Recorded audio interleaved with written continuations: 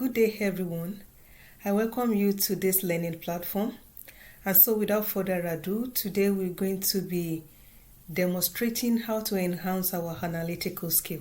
And like we have highlighted before, analytical skill is one of the major employability skills that must be developed or enhanced.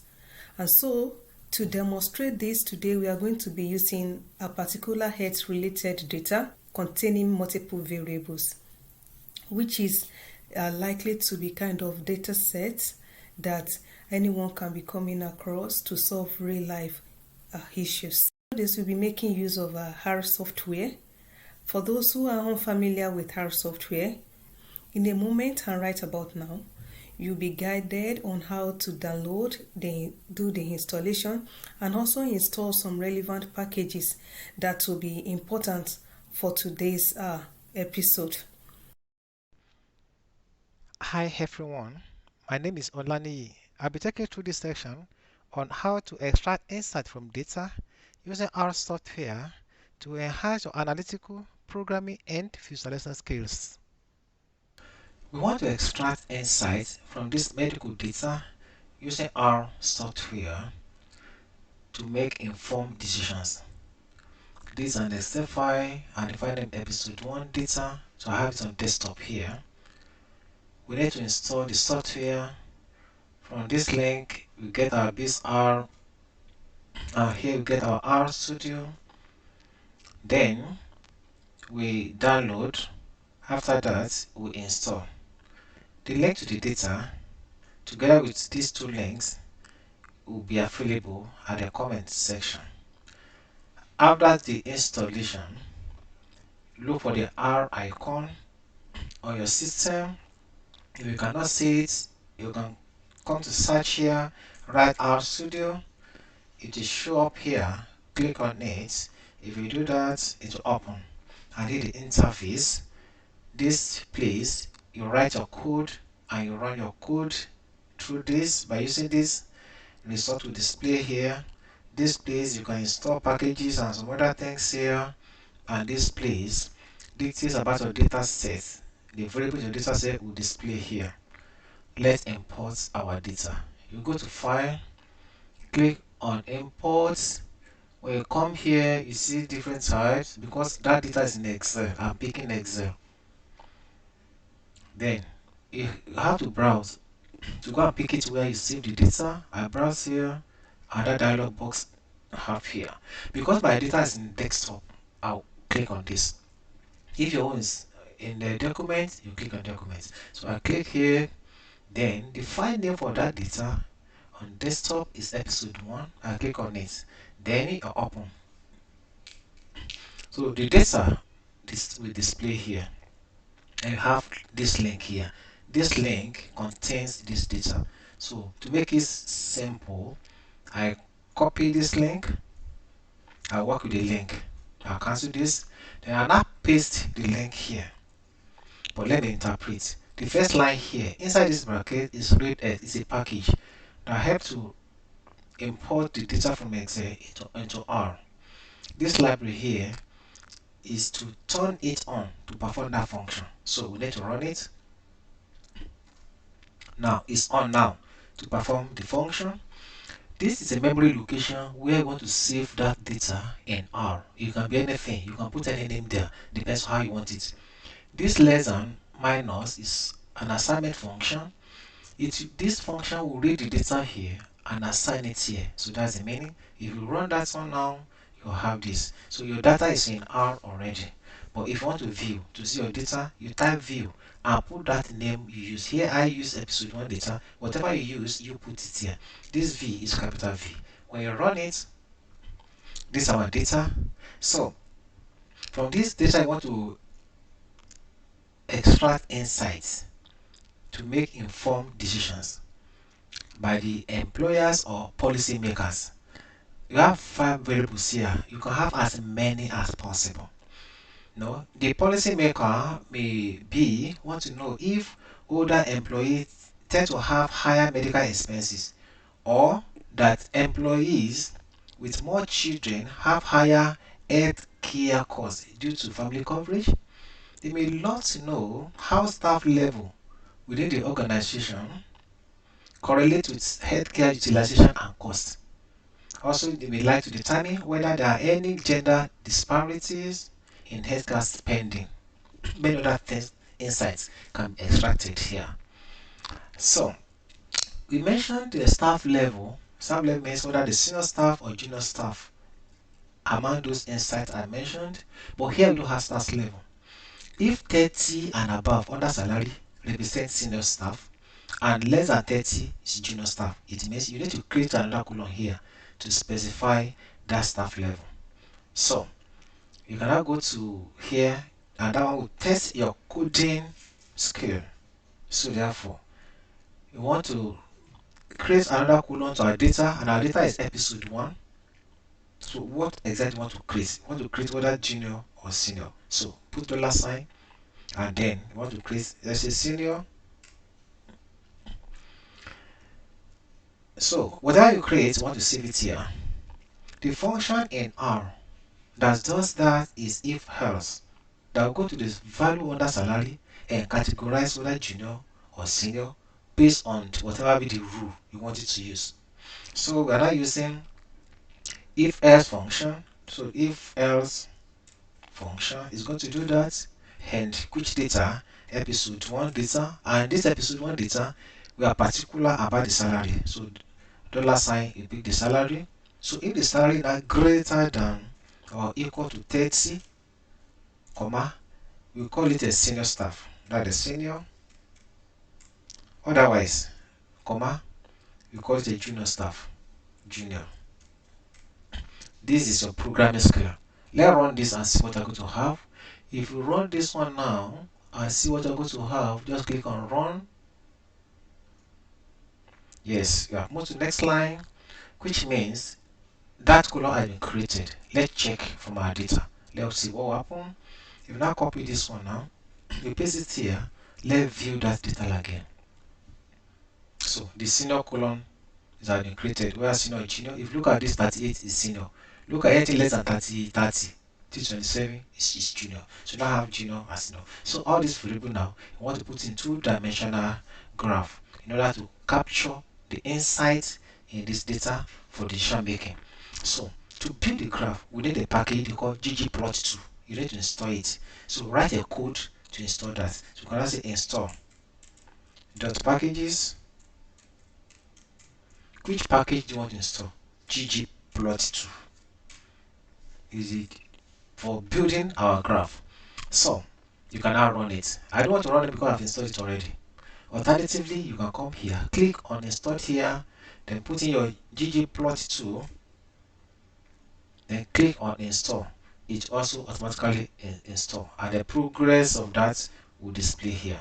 Now we have the package installed. Now you must turn it on to perform that function. So now see library ggplot2, that's this one. You turn it on, you run it. Where you run it is ready now for the task you want it to perform. What exactly you want to perform now? You want to build our graph. In R, the ggplot function will plot. You have to build a graph. ggplot2 is not here. It's a function. It will now ask you that which data do you want to make use, and what our data here is episode 1 data that I want to make use to build that graph. So you have is a two-dimensional graph. You have a horizontal axis, you have the vertical axis, and you have to map our variables there. So you now say mapping is equal aesthetics function will coordinate the mapping. So you can now go back to the data. You see the medical expenses and you see age. So there's possibility that as age increases, that the medical expenses will increases. And the medical expenses now depends on age, because it's possible that at old age a particular ailment may arise that requires medical attention. So therefore, our age will be on x-axis because it's independent of medical expenses. Then our y will be our medical expenses, because it now depends on age, medical expenses. I did not leave space here in this medical expenses because if you go to our data, the two are together. You have to put it the way you have it here. So that is why there. Then, comma. In our data also, we have sex. You want to plot this point. When age is 54, American expense is this value. You can say, okay, if the female, let it be circle. If the male, let it be triangle. So shape can control the sex. You can say, okay, let it be color yellow when it's the senior staff and color green when it's the junior staff. Color can also control whether it's senior staff or junior staff. So you have to add it to our code. So, comma, so you can add it as shape to represent our sex, comma, and color to represent whether senior or junior. So we are through with this code. Let's run and see what I'm going to have. If you run from library again and we check what you have, this is the graph. There's nothing there because we have not plotted the points. We now have our age here, we have medical expenses here. So let me just adjust this so that you see the two at a time. So I want to adjust this so that you can see the graph and this one simultaneously. Let me adjust this one a little bit to this side. Yes, so we have our axis now. So the next thing now is to plot the point. That's another task. So two tasks can be joined together, can chain together by plus. So I put plus, then enter. I want to have that task now. I want to plot the point. Geom, that's it, geometric, is a function in R that does that. So when I say geom point, that is geom point. Now the point you want to have on this graph, you want to have your plot here. You can say, okay, you want it to be color blue or color any color, so you have to specify the color. Then also how dark or light you want it to be, you have to specify that one, and how far is control that. Then how big you want it to be when you are plotting, the size will control that. So here you need to specify that. So in this case I want to say color is equal to, let me say, color blue. I want to use color blue. Then alpha is equal to 1. The value for alpha ranges from 0 to 1. The more it's closest to 1, the more darker it becomes. Then size. Size can be any value, but whatever be the size you have, as the size increases, the boldness also increases. So I'm using 1.5 here. So that's another task. Let me just plot this and see what I'm going to have. Let's start from library here and let us see our graph. So we have this now. So we have captured our sex here. You see, it's round when it's female, triangle when it is male. So when you look here, anywhere you see triangle is for male. So you can trace this and determine what I want to determine. Anything you see your circle here is for the female. So we have done that. So let's go for another task. Let's chain it together. I want this graph to be simple, so it will not be too complex. So therefore, I want to fit in the line of best fit. And in that case, you talk of a geom smart. There are so many methods that we know in theory that can use for that. So therefore, you must specify the method you want to use.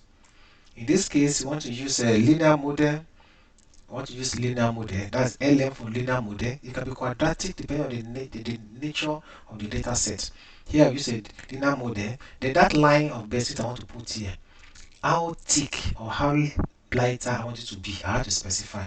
In that case, you talk of size. Then also for complexity also, I want to suppress the confidence interval. So I say SA equal to false to suppress the confidence interval, equal to false, then comma, and the size I want to use in terms of that line.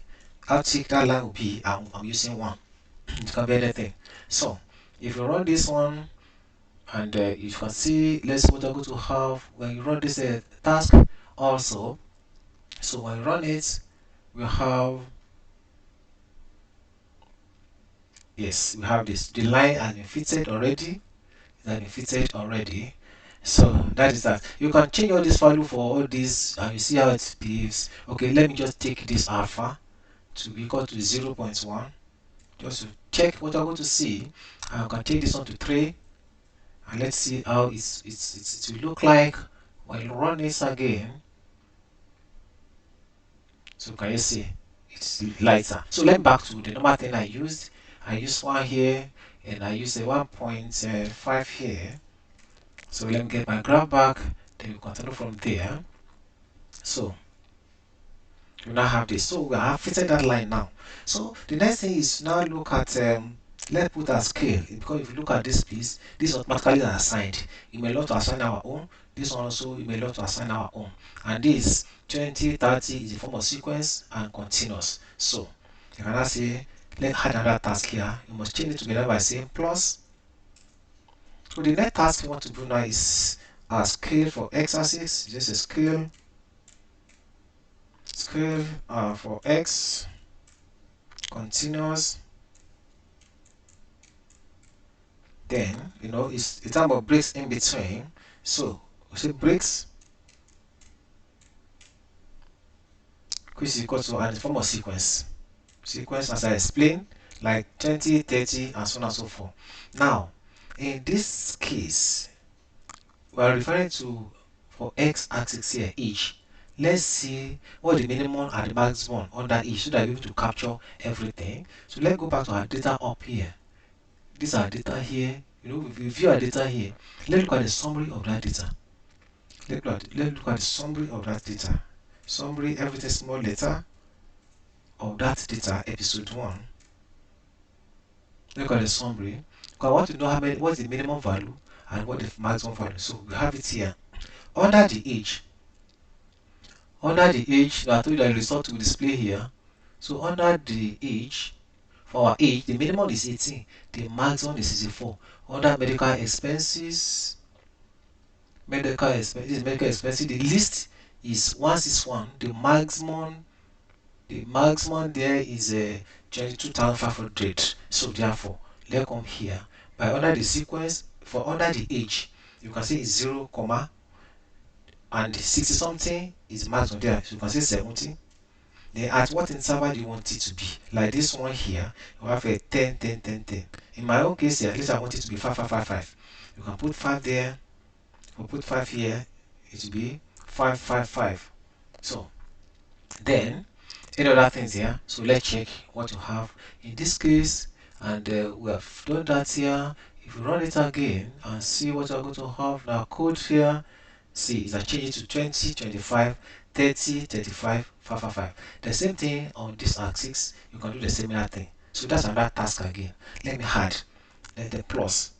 The same thing for y-axis. I can see the scale again for under y-axis. Continuous also. The same way, continuous also. Then breaks sequence is equal to sequence. We have it in sequence. We say the minimum under that one, when it starts from a 0, if you remember under medical expenses, the maximum is a 22,000 plus. So I want to use 30,000 so that to capture everything to that point. This is 30,000. Then I want to break it. In this case, it's 5,000, 10,000 is 5,000. Let me use 4,500. 4,500. Then, and let's run it again and see what you're going to have. That's what I'm going to have there when you run the code. So we'll come back here again. Let us just run it. Yes, it has been adjusted to 4,500, 9,000, and so on and so forth. So fine. So let's now capture number of children. So that's another task. So now plus, because it's the only variable that is remaining.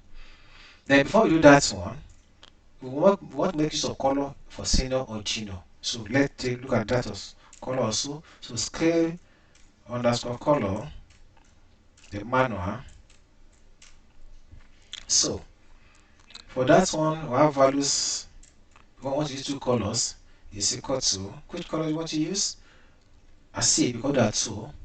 Bind them together. I want to use a color blue, and I want to use a color red, comma. I want to use a color red.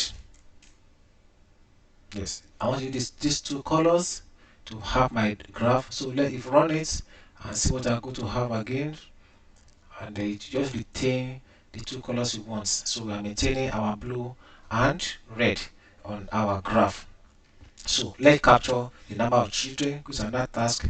So we can now say plus another task.